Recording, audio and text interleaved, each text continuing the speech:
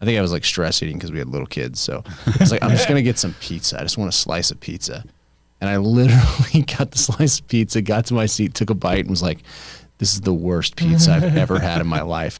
You know the podcasts that start with just like the bullshit conversation beforehand? Yeah. That's where this podcast should start. All right, here comes the music.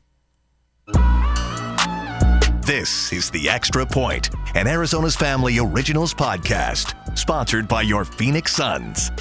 Hey, let's talk sports in our Monday edition of What Did We Just See? Recapping the weekend, looking ahead, and man, is there a lot to talk about. So in front of me, the one, the only Nick King on the sports desk here at Arizona's Family all weekend. How was your weekend covering sports here in the Valley of the Sun? It was pretty good, other than going home from work last night to find that my dog was very sick. Oh, is he okay? This is where we're starting the show. Okay, that's fine. Yes, we're all concerned about McFly. I got him this enormous femur bone at the farmer's market on Saturday. Okay, they sell Weighs like those? 25 An pounds. actual femur? Like it was someone's actual femur at I one think it's point? from a dinosaur. Okay. That's That's technically a fossil. Yeah.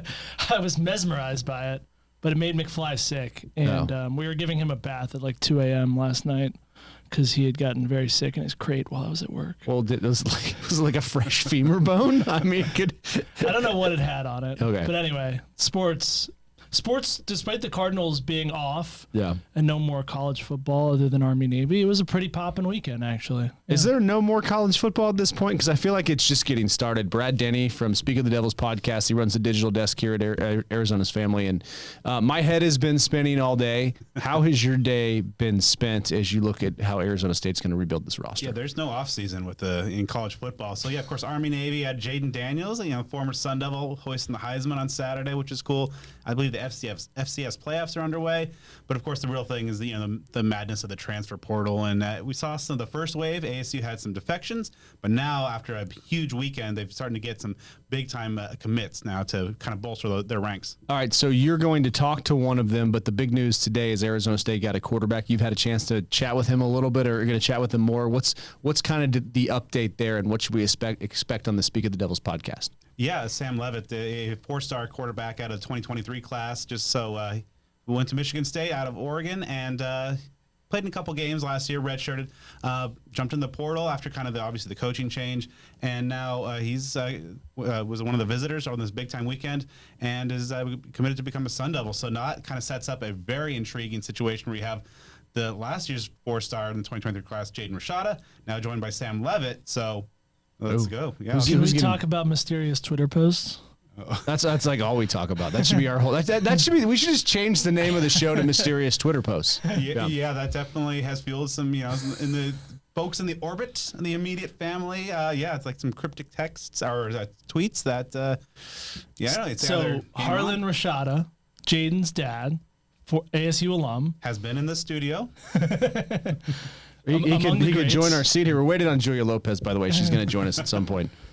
Tweets like a loading graphic, which is kind of like what Kenny Dillingham tweets when there's going to be news about someone committing, right? Mm-hmm. And then it's like, okay, so my take, Brad, interested in yours, was like, all right, either this is just, okay, this is cool, this is more good news for ASU, we're fully on board, or we're loading my son going somewhere else now. That has been a popular fan interpretation, and I just because ASU, of course, has the battered fan syndrome, and historically for good reason. Another great name for a podcast.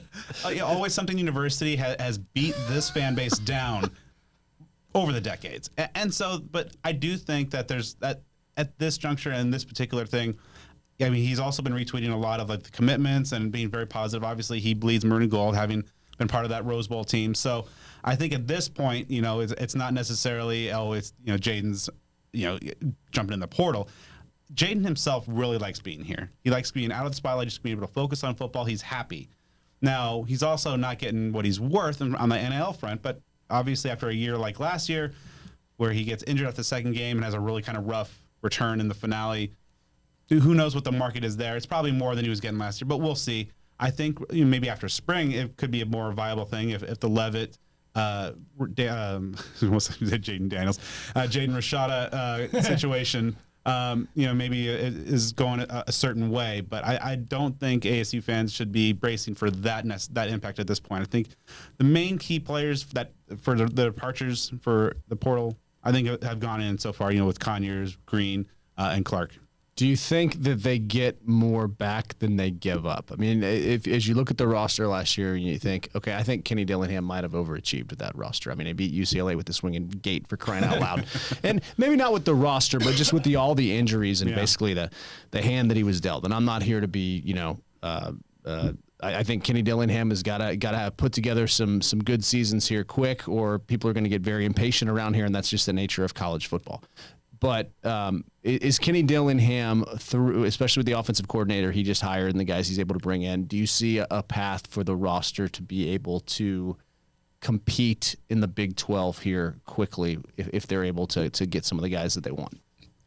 I think it all comes down to what they do on the offensive line. Yeah. So far, they've brought in 8 for transfer commits. They also just picked up the 4-star running back commit out of the high school ranks. So the infusion of talent should be better. This roster is probably a 2, 3, 4 year process of churning over, getting the kind of the Herm Edwards out of the walls, so to speak, because they had to just really kind of like the quarterback that went to LSU and won the Heisman. Him, the running back that went to Ohio State. Adam Brenneman had a great tweet over the weekend where he just listed the 2021 Sun Devil offense, and it's just like just dude after dude after dude. I mean, we got Rashad White in the NFL, Ricky Pearsall, Johnny Wilson, Jaden, the Heisman. And then, of course, Hermball, just, they were like 60th in scoring with that. So like that, I mean, the program is obviously in a bad way. So it is a multi-year process. But I do think in terms of, what we couldn't see in that year one, it all comes down to the offensive line. And so far, of the 8, they've addressed some key needs like tight end, defensive back, linebacker, obviously quarterback and Sam Levitt. But where's the beef on the offensive line? That's going to be coming down, I think, the whole season, really. Are they going to be able to address the offensive line with some dudes? And the going rate for starting quality Power 5 linemen in this conference or across the country, I mean, is it in ASU's budget, I guess, so to speak? Wow. We'll see. I mean, because they have no offensive line commits. There's a couple that they've had in for visits and that they're pursuing. We'll see maybe in the coming days. But as of now, some good dudes right now, but you need the linemen. Is Nick going to have to take a pay cut as a professor at ASU to get this done? You a team player, Nick. Yes. Your reaction to seeing Jaden Daniels win the Heisman over the weekend? Mixed emotions. It was strange. I'll be honest, I didn't get to see a ton of LSU this year. It was strange because the last time I had really watched him was such a struggle. And, I mean, the passing game his third year at ASU was a mess. Right. And it was like, this dude is the guy that's going to go to the NFL and be good. Like, I don't see it. Now you see it. And I liked Jaden when he was here, and then, like, his freshman year was really fun and beating Oregon, and felt like there were the Michigan State game, and yeah, there was a lot to like. And then it was pretty sour toward the end. So happy for the kid, but it was just kind of like, it was kind of surreal to see, knowing everything that happened here on the way out. How ASU can you get? And I mean, is that the most ASU thing the most always something university thing that we've seen of all the Herm guys going other places? Oh, absolutely. I mean, yeah. I mean, the guy that was brought in with so much fanfare, and then as you mentioned, is that 2019 season, so much promise. Like, okay, and you basically cap it with the taking down number 6 Oregon and keeping the Territorial Cup, and then you think, all right, so much momentum. Then the pandemic hits, and you have that weird season. All right, then they have a massive 2020 recruiting class that sets up a huge 2021 with Jaden at the helm. You got your quarterback, you got your dude, all the weapons, and then the allegations hit, and then that season doesn't go well. And as Nick talked about, the offense, just with all those weapons that have turned out to be exceptional players that are going to be playing on Sundays, and you do nothing with it because hashtag Hermball. Wow. And then you see Herm tweeting, and that angers a lot of people. And then he's turned off the comments. He's basically like an even worse version of Magic Johnson on Twitter these days. It's so uninteresting. That's another great name for a podcast. I mean, yeah, were you reading Herm's tweets and like interested in what he had to say, or was it just stop? No, because he's not interesting on Twitter. He's great in front of a camera, but his tweets are nothing burgers. Yeah, just looking to see the quote tweets where people are just dunking on him. Because it's just the value of the tweets. No. Right. Well, I mean, that's one huge story in ASU, and we thank you for being here. And you have to, you have a yoga class at 6:15 to get to. Is that right? Oh man, I wish. There's the timer going off. That's really funny. So Julia Lopez is actually supposed to be joining us at some point, and I don't know if she's going to join us in studio. But Joe, behind the mic, have we heard from Julia? Is she going to make it up here? I haven't heard from her. I can call her. You want me to call her? Why don't you give her a call? See if she's going to make it up here. Yeah, we got a fourth chair here. So, but the other big, there we're calling her. I'm interested because she's the Southern California native, and I mean this Ohtani contract is and just an Angels fan. Oh yes, $68 million of the 70 deferred. How do you do that? And apparently it's legal. They looked and they're like the deferral cap doesn't exist. Right. It's wild. Hi, is Julia there? Hey. No.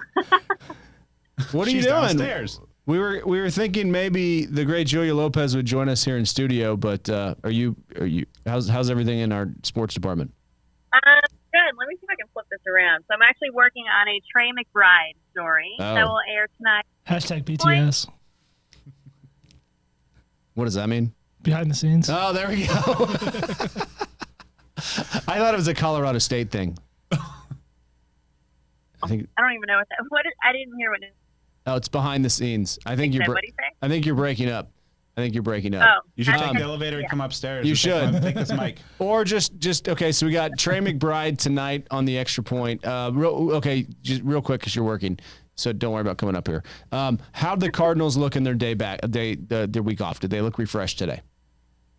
I would say that they are ready to go. Obviously, having that week off is huge. The late bye week, 14 days in, they needed it a little bit earlier, but I'm just glad that they're happy to be back on the field. Trey McBride, obviously, all smiles. We're going to hear from him, and he's having a heck of a season, you guys. 56 catches already for a tight end, which ties a franchise record. So he'll definitely be adding to that soon. I did not like his prior performance or his most recent performance against my Steelers. Right. No, he's turning into Gronk, and you think about like Steve Keim has gone through the ringer, much like Herm is going through the ringer right now. But if you look at Steve Keim, that's a draft pick that he nailed. So, J-Lo, and we know you got to work, so just real quick, leave us with this. Ohtani, as an Angels fan, are you weeping? She can't even talk about it.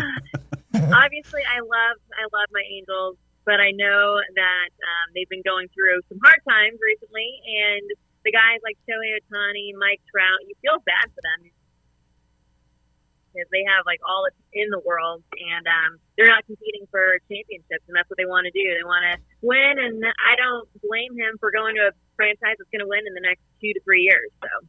No, for sure, and it's going to be interesting for the Diamondbacks. All right, we'll talk more about that. Your phone, we're gonna have to get someone's gonna have to look at your phone because. Is it not working? No, your phone stinks. So, but you're great. What happened? What's going on with it? It just Now keeps sounds freezing in the middle of your point. Oh no. Yeah, it's all right. At least it's a trial, you know. Yeah. Let's try this out and work through the kinks of it. Right, and this is how we'll do live shots from now on. Our show will be just up here. Going out to people on FaceTime. All right, well, J-Lo, we'll see you tonight in the Extra Point. Thanks for picking up, and we'll continue our Ohtani discussion here. How come the Angels didn't figure this out? I would have figured this out a year ago. Deferred payment? Yes. Unless he just didn't want to stay. I mean, the Dodgers invented credit cards, I guess. Can the Angels pay that regardless, even if they spread it over 100 years? There's no bylaw affecting deferred payments, according to what we've seen. Now, I have not actually picked up all the bylaws and looked at them in the Major League Baseball collective bargaining agreement when it comes to contracts. Not exactly my wheelhouse, but when it comes to just this working and the Dodgers are deferring $68 million a year, what is going to stop them from doing this 5 more times? I don't understand how this works in the future, in perpetuity. Like, can they just start doing this? Yeah, like if they're doing that with everyone. I know the Mets were paying Bobby Bonilla for the rest of his life, but The D-backs did it in 2001 to assemble that squad. They had a ton of deferred payments. They were paying Steve Finley for years. But this makes the Ohtani contract makes that look like, just some change you found in the couch. Yeah, interest free, so at $68 million through 2043, right? And 2043, and Bobby Bonilla's goes through, I think, 2035. The greatest contract in the history. We should all salute Bobby Bonilla and his agents for their foresight. He got 8% interest at least. It's more than Ohtani. It stinks though. Like baseball's, the money situation's already just it's not good for the sport. Like, I remember looking at the payrolls at the start of this previous season and seeing where the Mets were and the Dodgers and the Yankees, and comparing it to the D-backs were spending a little bit more, but comparing it to the D-backs and the Orioles and the A's and the Rays, and it just, it ultimately, it doesn't mean everything. D-backs swept the Dodgers. The Rays are perennially good, but it still stinks. But when it comes to just really enjoying the fact that the Diamondbacks went to the World Series, does money matter in Major League Baseball? Yes. The D-backs, I don't know. Like, if they're going to be there again, they are spending money so far this offseason, but they have to. Like, you can't expect to get there the way they did every year. And talk about a way to throw water on going to the World Series, just seeing your division rival throw out $700 million.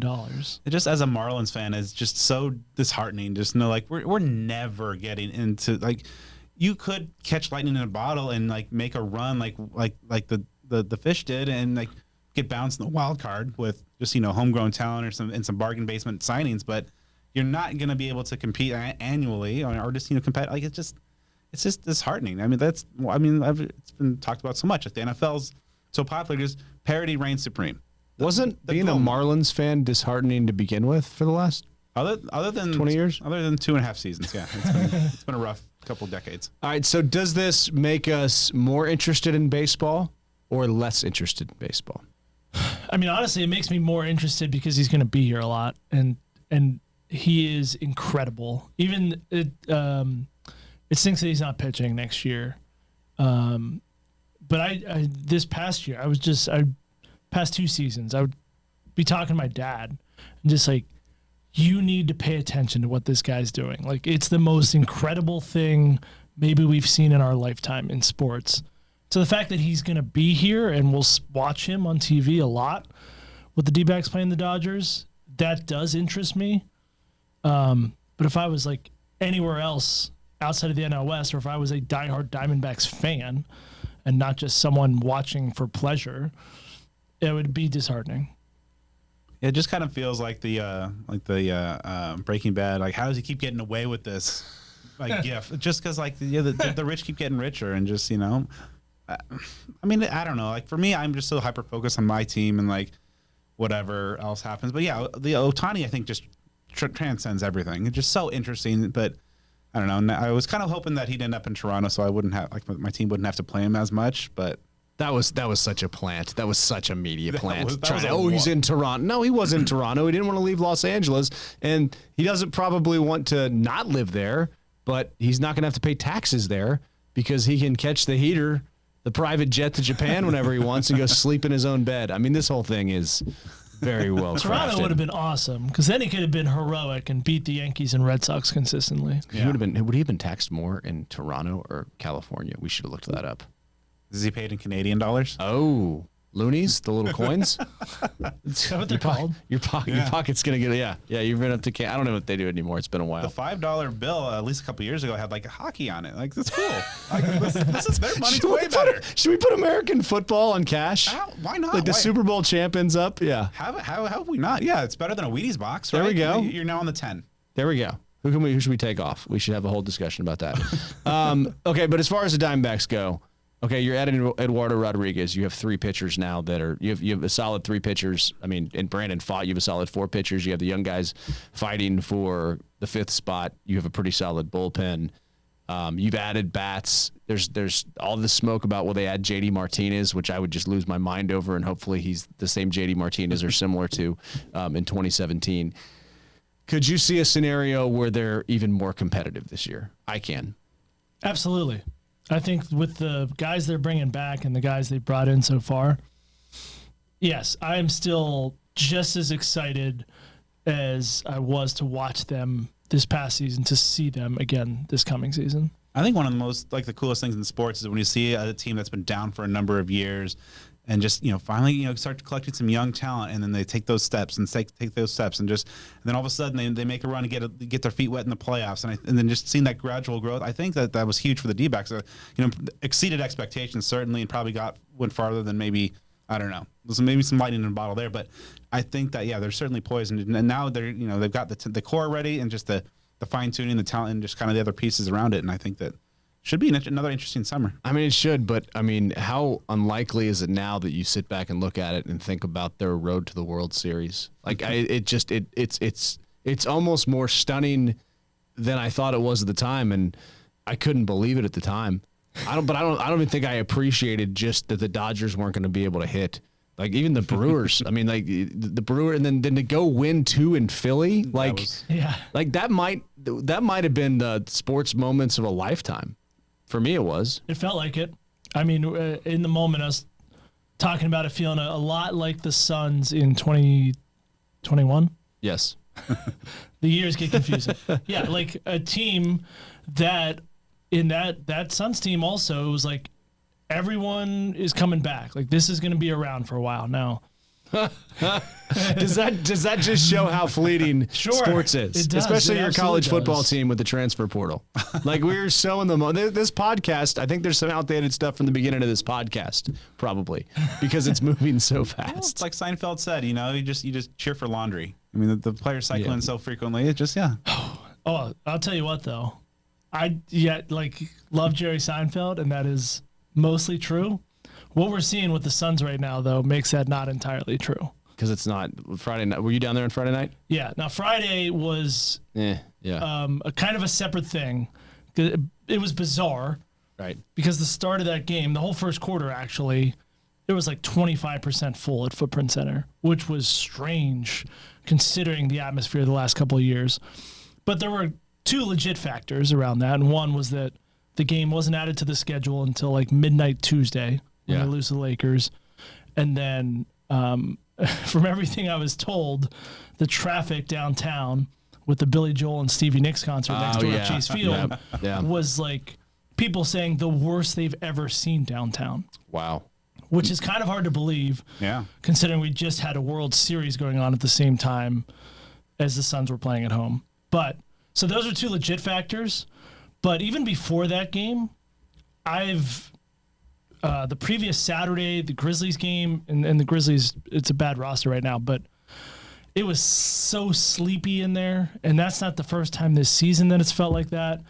And when I tweeted out a video of what the arena looked like in the first quarter, there were a number of responses about, tickets just came available, or tickets are too expensive, or the traffic, and all that stuff is legit.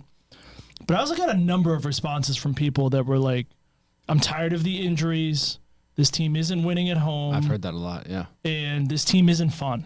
Like, this isn't the Mikal Bridges, Cam Johnson campaign. You got to get there early and watch him warm up because of the dance party. I totally agree with that. So, I mean, remember Mikal Bridges with the sword pregame? And they would get DeAndre going, and then Campaign was just like in a trance. They were just a super, super lovable team that this state fell absolutely in love with. Mm-hmm. And they broke their heart. And this group is not that. And it can be. Yeah. I mean, if the big 3 ever take the court together, big if, and they start winning, like, people will, I'm sure, mostly be back on board to follow a winner. But right now, when consistently 1, if not 2 of the big 3 are hurt and you're not winning, people are very lukewarm, is my sense. All right, final topic here. Totally agree with you. Your Steelers, how are they doing? We don't need to talk about it. Marlins and Steelers. I mean, are you the only Marlins and Steelers and Sun Devils? fan that you know of? I'm all over the board. I mean, yeah, just growing up here. I love it. I love it. Growing up here, the Cardinals and D-backs, they missed the chance. So Coyotes, they filled the need. So. Oh, there we go. But you're a hockey player, right? I am goalie. Yeah, playing Wednesdays. Yeah. Oh, we should probably get a camera out there and follow you around. Okay, so Cardinals beat the Steelers. We won't talk more about that. They have the Niners coming to town this weekend. Joe, behind the glass there, Yes. He's wearing a Niners hat. You can't see him. Final score prediction this week. 31-10. 31-10. Do we agree with that? Brock Purdy comes home. Probably a 3-score win. Yeah. I would imagine at least 38 points from San Francisco's side. 38-10, 38-17, 13. 38-13. I think the line is 13.5, Okay. which was similar to the Drew Lock Seahawks line. So could I say that the Cardinals scored 23.5? And no, I can't. I'm gonna say the Cardinals cover. Okay. Yeah. 38-24. Now that's way too many points. The Niners are unequivocally the best team in the NFL right now. Right. I can't wait to see them play the Cowboys again. I mean, Dak's playing like an MVP candidate, but it's just, you saw earlier this season. I like Dak a lot. I do too. Yeah. But inevitably, so that kicker that played soccer at Notre Dame, I think he's like, has he not missed this year? Am I right about The that? Cowboy kicker from Plano? Yeah. He hasn't missed field goals. He's missed extra points. Okay. He made a 60 Another great name for a podcast. A 50-yarder last night. It is inevitable that he misses with them down 1 in the playoffs, right? 1,000%. The Niners. Okay. We're recording this, right? Time code this. Let's go. All right. 18, 14, 30, 31. All right. So Joe says Niners all the way. We'll have a post-game show here. Cardinals, just lose, baby, lose. I think you pull Kyler after this week. You find a way to. Just got to get a good No, we draft. need to see him. What else do you need to see? We'll finish on that. I need to see. What could you see if Hollywood Brown's out against the Niners? Like, he's going to get killed. That might be fair, but I'm going to steal from Frank Vogel talking about he needed to see Bradley Beal stack practices before he could return to the court in a game. I need to see Kyler's stack performances. Like, if every other week is like up, down, up, down, up, down, that doesn't instill a ton of confidence going forward. Yeah, I didn't like what I saw from Kyler 2 weeks ago, but that's because he was doing well against a defense that made no adjustments whatsoever. I don't know. I've never been too high on him. I see the potential. I just don't know that he's ever going to realize, and it's now coming off the injury. Yeah, just kind of like the up and down nature of it. And he's not going to do well this week just because of the nature of the Niners defense. But what's the consensus if they somehow are in a position to grab Caleb Williams? I don't think you can trade his contract. I just wanted to know, can he come back from a knee injury and win football games? I think he can. I mean, if you are able to trade his contract, I think you do that, but I don't even think you draft a quarterback. I mean, it would be, I think there's a lot of other needs on the team. And if you are able to trade his contract, like, just let Tune play next year and get some more good draft picks. I think Monty's going to rebuild this roster pretty quick here. And I think they're stuck with Kyler, but I think he shows he can win games. Can he win the Super Bowl? Can he see over the line of scrimmage? I don't know. But I think beating the Steelers to me was him declaring, I've still got this and I can go win you football games. Did you say play Clayton Tune next year too? Oh, God. Or just this year? I would play him at the end of this year, and I think you could make a case for, just finding your quarterback in a couple years, finding the right quarterback. But I think you might have the right quarterback on your roster, and you're paying him, and I don't think you're going to be able to trade him. So he's your quarterback. I know where you can get a great deal on a used Mitch Trubisky. Bring him in here. 4th and 2. I wouldn't wish Chuck that on it deep, anybody. Mitch. Every throw off the back foot. Oh, man. All right. Well, I think we accomplished a lot here. We hope you've been entertained. We'll try to get Julia Lopez's phone to work. And Brad, thanks for staying 17 minutes later than we asked you to. So, and thanks for wearing a sport coat, Nick. You look nice. Thank you. The Extra Point Podcast is a production of 3TV, CBS 5, and azfamily.com in Phoenix, Arizona.